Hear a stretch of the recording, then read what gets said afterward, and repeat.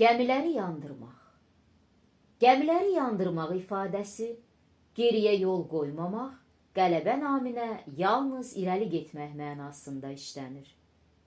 Qədim zamanlarda öz döyüşçülərinin cəsarətinə o qədər də bel bağlamayan qətiyyətli sərkərdələr sahilə çıxandan sonra gəmiləri yandırırdılar ki, döyüş meydanından qaçmaq imkanı qalmasın.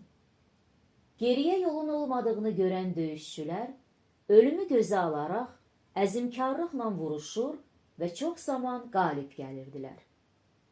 İfadənin yaranması ilə bağlı müxtəlif mülahizələr var. Onlardan ən qədimi Troya müharibəsi ilə bağlıdır. Yunanlarla müharibədən sonra Troyalılar İtaliya sahillərinə üzüb gəlmişdilər.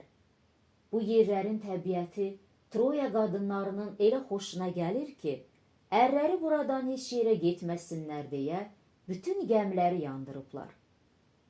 Şərqdə isə bu ifadə Ərəb xilafətinin hərbi yürüşlərindən sonra geniş yayılmışdı. 8-ci əsrdə İslam dininin Avropaya da yayılması üçün hərbi yürüşlər başlanmışdı. 711-ci ildə məşhur sərkərdə Tariq İbn Ziyadın başçılığı ilə Ərəb ordusu Cəbəllütariq boğazını keçərək İspaniya torpaqlarına çıxır. Ordu sahilə çıxan kimi İbn Ziyad əskərlərin geri qaçmaması üçün hamının gözü qarşısında bütün gəmiləri yandırmağı əmr edir.